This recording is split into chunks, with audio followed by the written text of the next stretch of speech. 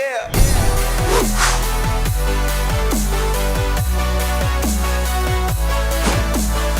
Welcome back to the Gridiron Expert. Iowa is coming off their 6th double-digit win season in Kirk Ferentz's 20 years with the program. The Hawkeyes finished 2019 with a 10-3 record, including a 49-24 victory over USC in the Holiday Bowl, and they now return tons of talent from last year's squad, which could lead to a 7th double-digit win season in Kirk Ferentz's 21st year in Iowa City. The Hawkeyes return 8 starters on offense, but have to replace their star quarterback in Nathan Stanley.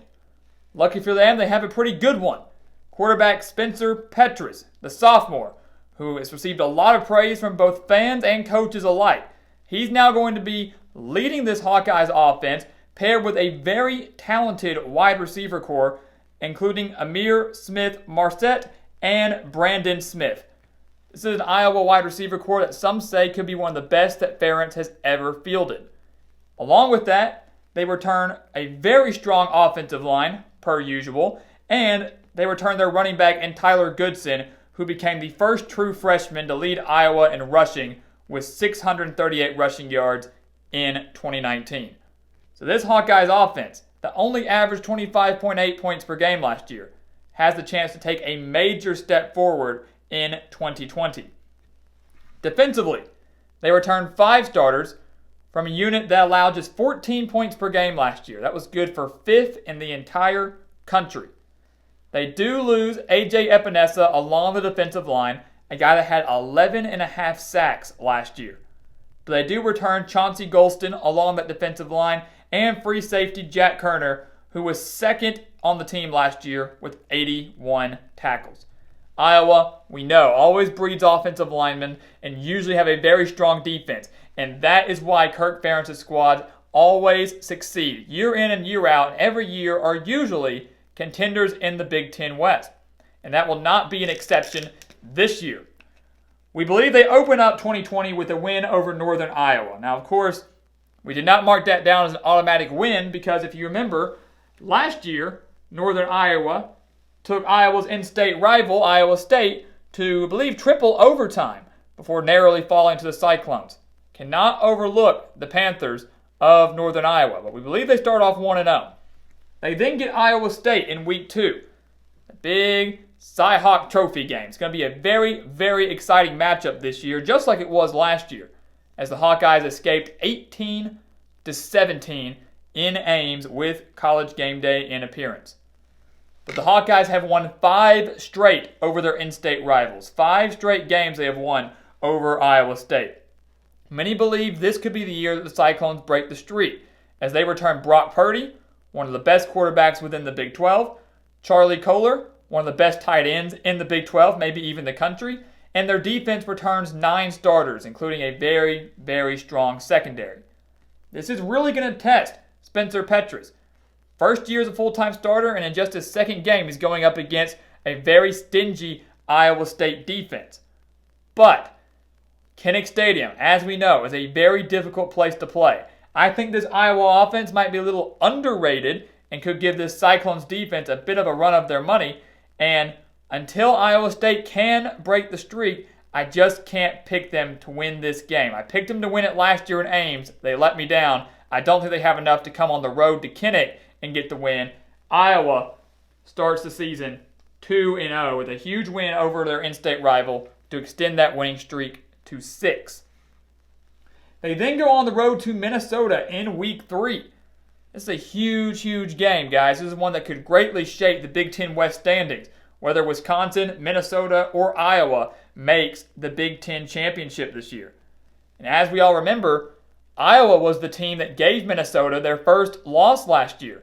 P.J. Fleck and the Golden Gophers came into Kinnick Stadium sitting at 9-0. And Kirk Ferentz said, all right, we're going to end this for once and for all. And they defeated the Golden Gophers 23-19. But Minnesota might be even better in 2020 than they were in 2019. Their offense is going to be one of the best in the country. Tanner Morgan, Rashad Bateman, Chris Ottman-Bell, Muhammad Ibrahim. This is a dangerous Minnesota offense to go up with a defense that was 10th in the country last year, 10th in total defense. This is the game where Iowa may have to win this game solely on the ground. Might be a game where Iowa might not be able to get much going through the air. But with it being on the road, with revenge on Minnesota's mind, I just don't see them having enough to defeat P.J. Fleck and his Golden Gophers. They take their first loss of the season on the road on a Friday night. We believe they bounce back, though. They defeat Northern Illinois. Not much to discuss there. And then you get the bulk of Big Ten Conference play. So they're sitting at 3-1 going into the month of October. And they start with Michigan State. And this is a team where I feel like I'm a broken record. I keep repeating everything about Michigan State. There's so much uncertainty there, and it's very unfortunate how everything played out for the beginning of the Mel Tucker era. They thought they had Mark D'Antonio locked up for a little while, and he resigned on February 4th. Mel Tucker comes in, has about a month on the job, coronavirus hits, they don't have spring practice. They don't know who their quarterback's going to be. Their defense only returns 3 starters. The Spartans football program is in a state of disarray right now, and that's not going to lead to much success in 2020. And that's certainly not going to lead to a win at Iowa in Kinnick Stadium. They get a win over a Spartans team that I do think will struggle quite a bit in 2020. You look at this little stretch here, though, back-to-back road games against Ohio State and Penn State. You're facing arguably the top 2 teams in the Big Ten East Division, both on the road in consecutive weeks. That's brutal. I don't know many teams that are going to face a tougher 2-game stretch than what Iowa's going to face here on October 10th and October 17th. We know the last time Ohio State and Iowa faced off, that was at Kinnick Stadium, with the Hawkeyes winning that game 55-24. They annihilated Ohio State and ultimately kept them out of the college football playoff. Of course, a lot has changed since then. A lot has changed for both teams, and now the setting has changed as Iowa has to travel to Ohio State, to Columbus. They're not going to go on the road and defeat them this year. Justin Fields and that offense are going to prove to be too much for for this Iowa defense. Spencer Petras is going to, I think, have a little bit of difficulty in a very hostile environment, arguably the toughest environment he will have faced in his young career. And I just don't see many teams, if any, defeating Ohio State in 2020. They then go on the road to Penn State, to Happy Valley, where Iowa has given the Nittany Lions some tough tests over the year. It was 17-12 last year at Kinnick Stadium. Penn State escaped with a victory. 2018, it was at Penn State. Iowa only lost 30-24. The year before that, Penn State won at the buzzer in Iowa City. So there's been some classic matchups between the Hawkeyes and the Nittany Lions. But this Penn State team is completely different. This Penn State team is one that, if they get past Ohio State, will win the Big Ten East and maybe slip into the playoff. Sean Clifford, Journey Brown, Noah Cain, Pat Fryermuth, Micah Parsons, all those guys are going to be way too much for many teams to handle, and one of those teams is going to be Iowa, with this game being in Happy Valley. So I think they drop two of their toughest games, probably the 2 toughest games on their schedule, both on the road, and I think they drop both of them.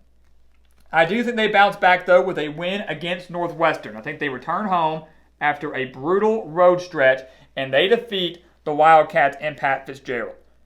Iowa went on the road last year and shut out Northwestern 20-0.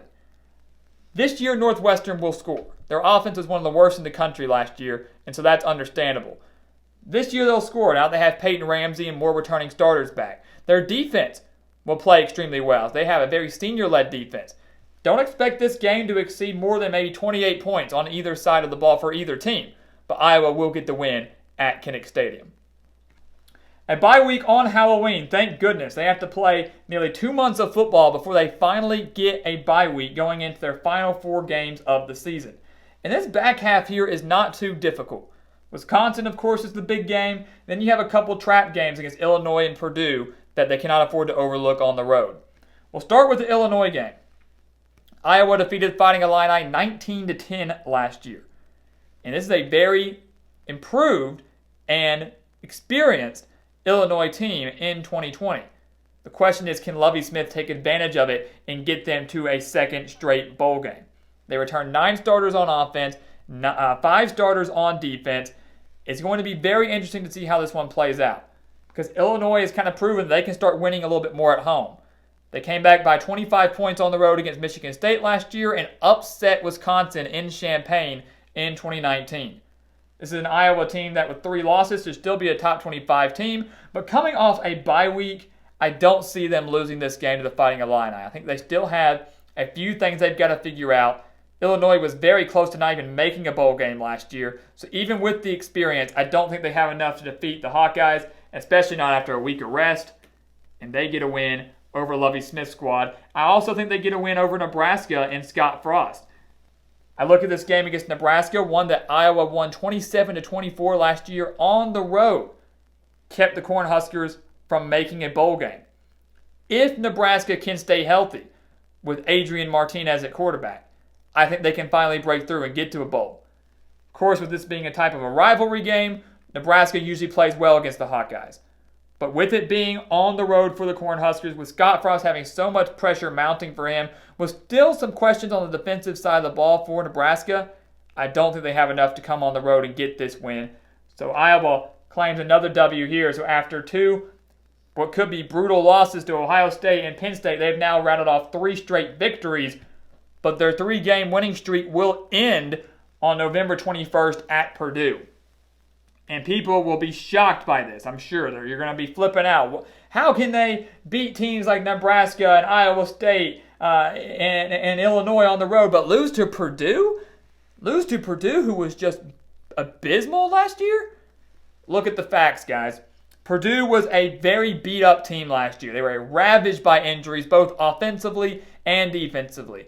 And despite being beat up by all those injuries, they came into Kinnick Stadium and only lost to Iowa 26-20. 26-20. They only lost by 6 points to the Hawkeyes. If they can stay healthy with the likes of David Bell and Rondale Moore, and they don't have to cycle through quarterbacks like they did last year, this is going to be a Purdue team that could be one of the most improved in the country. Because I do think they would have made a bowl game in 2019 had they not been hit with all those injuries. They'll be improved across the board, both sides of the ball, and if they want to get to a bowl game, they've got to win the games at home. They could be borderline bowl eligibility here with 2 games remaining in the season, and I think the Boilermakers pull off an upset at home and take down the Hawkeyes. So now, they're sitting with 4 losses going into the season finale against Wisconsin, a team they lost to 24-22 last year. A team that rushed for over 250 yards last year. They allowed Jonathan Taylor to put up 250 rushing yards on this Iowa defense last year, and the Hawkeyes' 2-point conversion to tie the game failed with 3 minutes and 12 seconds remaining. This is now the Jack Cohn show at Wisconsin. Wisconsin's having to deal with life without Jonathan Taylor. So Jack Cohn might be able to lead more of a pass-happy attack at Wisconsin, more so than a rush-happy, depending on how Garrett Groshek and Nakia Watson fill in for that role. I like Iowa to get the win here over the Badgers at home.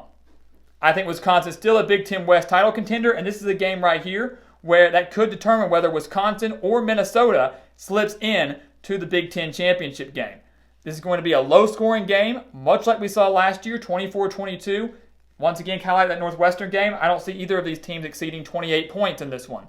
But with it being at home, with a chance to clinch an 8-win season, I don't see Kirk Ferentz and the Hawkeyes blowing this one. They get a huge revenge game win over the Badgers to finish 2020 at 8-4. Now, I do know that many people will be unhappy with this. They will say that 8-4 is unacceptable. That is ridiculous. And if you want to look for other wins for Iowa, maybe they do defeat Purdue. Maybe they do defeat Minnesota. They're not going to beat Ohio State or Penn State. So maybe they beat Purdue and they finish 9-3. But I'm going to leave you with this. For the people that will hate, for the people that will say that 8-4 is ridiculous and I don't know what I'm talking about. Iowa has finished the regular season with 8 wins or less. Has finished the regular season with 8 wins or less in 8 of the past 10 years under Kirk Ferentz. 8-4 is just about right for the football program and for the history of Iowa football under Kirk Ferentz. 8-4 seems just about right. They're winning that just about on average with him, and I think this would be a great season with another opportunity to get a solid bowl win and finish the year at 9-4. History may repeat itself. Maybe they surprise us, But 8-4, 9-3 is the max for this Hawkeyes team in 2020. So guys, thank you so much for watching us here at the Gridiron Expert on YouTube. Make sure to continue to like, comment, and subscribe. Check out everything down in the description below for some exclusive college football news, content, and offers that you do not want to miss. And once again, as always, thank you so much for watching, and we'll see you next time right here on the Gridiron Expert.